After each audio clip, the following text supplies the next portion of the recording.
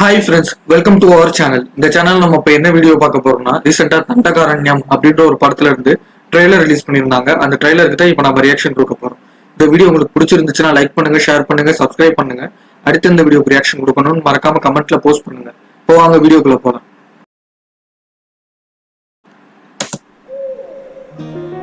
நம்மள மாதிரி குடும்பத்துல இருந்து அங்க வேலைக்கு போறதுக்கு ஒரு கிராமம்னு நினைக்கிறேன், யாராவது மலைவாழ் மக்கள் அந்த மாதிரி இருக்கும்னு நினைக்கிறேன். அது நானா இருந்துட்டு போறேன். மட்டும் வேலையோட வந்துட்டான். அத மத்த மலைவாசிங்க பார்த்து அவனை போல ஆகணும்னு நினைப்பேன். அவங்க கிராமத்துல இருக்க ஒரு ஆள் வந்து ஒரு நல்ல வேலையோட வரணும்னு நினைக்கிறாங்க, ஒரு அதிகாரியா வரணும்னு நினைக்கிற போல. அவர்தான் கலையரசன் சார் போல. கூப்பிட்டாலும் வேலை வேலை வேலை அப்படி என்னதான் இருக்கு இந்த காட்டுக்குள்ள?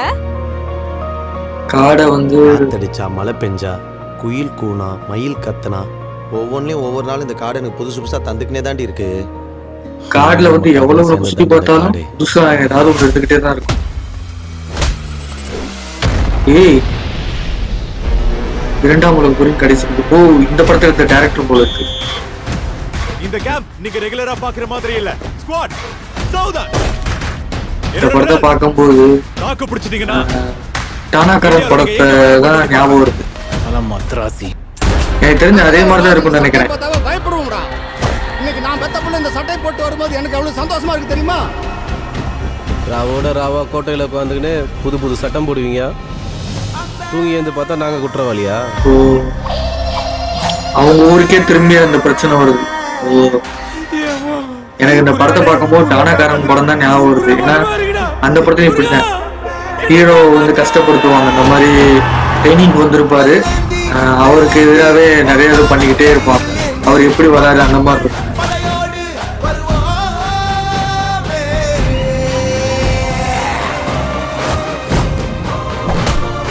ஆனா அட்டகத்தி தினேஷ் சார் வேற லெவலில் நடிச்சிருக்காரு. கெத்தான ரோல் இருக்குன்னு நினைக்கிறேன். வேற லெவல்ல இருக்காரு. அவர் தான் இந்த ஊரை காப்பாற்றுற ஒரு நல்ல ஒரு ரோல்னு நினைக்கிறேன். அவர் தண்டகாரண்யம்.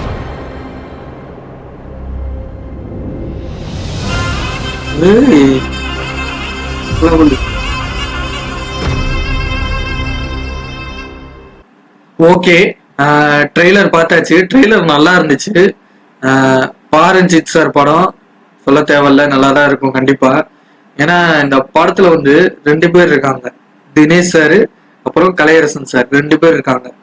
இப்போ அவங்க 2 பேரும் தான் அந்த கதையை லீட் பண்றாங்கன்னு நினைக்கிறேன். எனக்கு தெரிஞ்சு இதுல வந்து ஹீரோவா கலையரசன் சார் பிளே பண்றாருன்னு நினைக்கிறேன். எனக்கு தெரிஞ்சு தினேஷ் சார் வந்து ஒரு கெத்தான ரோல், அதாவது ஒரு கெத்தான ரோல். எப்படி லப்பர் பந்துல வந்து ஹரிஷ் கல்யாண் சார் இருப்பாரு, அதே மாதிரி கெத்தா வந்து கெத்துன்ற ஒரு ரோல்ல தினேஷ் சார் இருப்பாரு. அந்த மாதிரி தான் இந்த படத்துலயுமே அவரோட ரோல் இருக்கும்னு நினைக்கிறேன். கலையரசன் சார் தான் லீட் பண்ணுவாருன்னு நினைக்கிறேன். எனக்கு தெரிஞ்சு 2 பேருமே லீட் தான் பண்ணுவாங்க.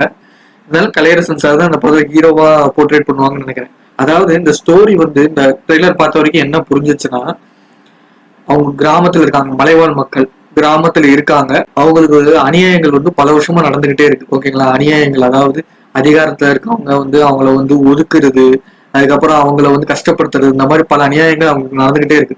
ஸோ அவங்க என்ன முடிவு பண்றாங்க, நம்மள ஒரு ஆள் வந்து அங்க இருந்தா நமக்கு நல்லது தானே அப்படின்ற மாதிரி அவங்க நினைக்கிறாங்க. அப்படி இருக்கிறப்ப இந்த ஊரை பாத்துக்கிறதுக்கு ஒரு ஆள் வேணும். அப்படி இந்த ஊரை பாத்துக்கிறதுக்காக அட்டகத்தி தினேஷ் சார் இருக்காருல்ல, அவர் இருக்காரு. அதாவது ஒரு ஆள், நம்மள ஒரு ஆள் வெளியே போய் நல்ல அதிகாரியா மாறி வரணும்.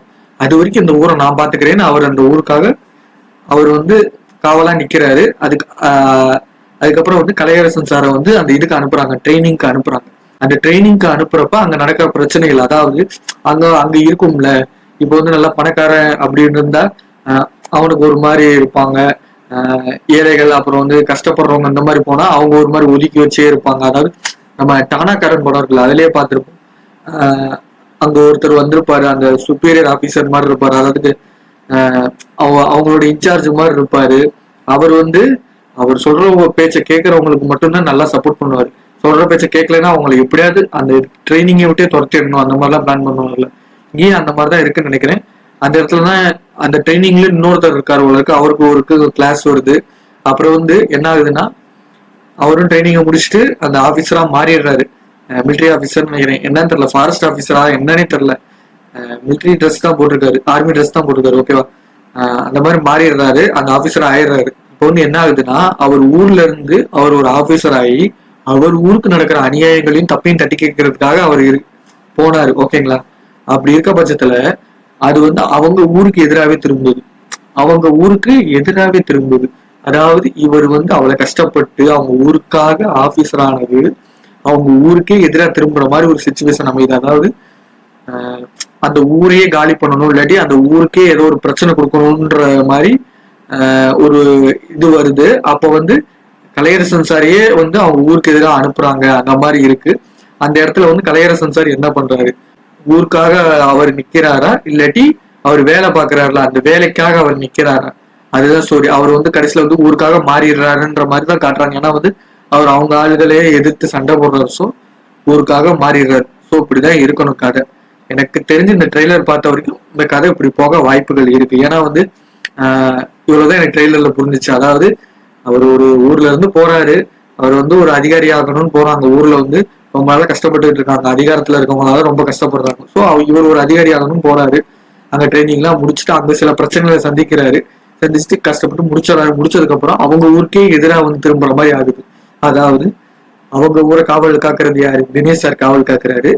அதே சமயத்துல கலையரசன் சார் ஆபீசரா இருந்து அவங்க ஊருக்கே எதிராக வந்து நிக்கிற மாதிரி. அப்படி வந்து நிக்கிறப்ப அந்த ஊருக்கு வந்து கலையரசன் சார் சப்போர்ட்டா நின்று அவங்க வேலை பார்க்குற அந்த அதிகாரிகளே எதிர்க்கிறாரு. இந்த மாதிரிதான் மேக்சிமம் ஸ்டோரி போக வாய்ப்புகள் இருக்கு.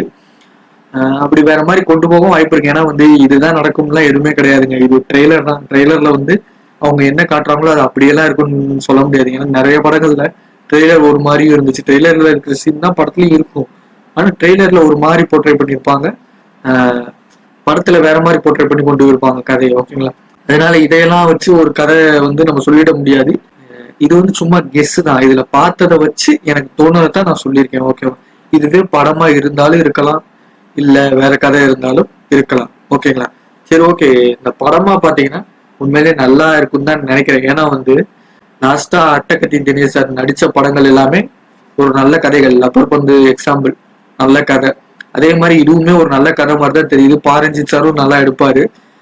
இந்த காம்பினேஷனை பாருங்களேன், பாரஞ்சித் சாருக்கும் அட்டகத்தி தினேஷ் சாருக்கும் ஒரு காம்பினேஷன் நல்லா இருக்கும், அவங்க ரெண்டு இருக்கும். அதே மாதிரி பாரஞ்சித் சாரும் கலையரசன் சாரும் நல்ல காம்பினேஷன். அவங்க நிறைய படங்கள்ல ஒர்க் பண்ணியிருக்காங்க. ஓகேங்களா? இவங்க 3 பேருமே சேர்ந்து ஒரு படமா இருக்காங்க. இதுக்கு முன்னாடி இவங்க இந்த 3 பேரும் சேர்ந்து ஒரு படம் நடிச்சிருக்காங்க. அதாவது கபாலி படத்துல வந்து அட்டகத்தி தினேஷ் சாரும் இருப்பாரு, அதே மாதிரி கலையரசன் சாரும் இருப்பாரு, பாரஞ்சித் சார் தான் அந்த படத்தை டைரக்ட் பண்ணியிருப்பாரு. அதே காம்போ வந்து இதுல வந்து மறுபடியும் வருது.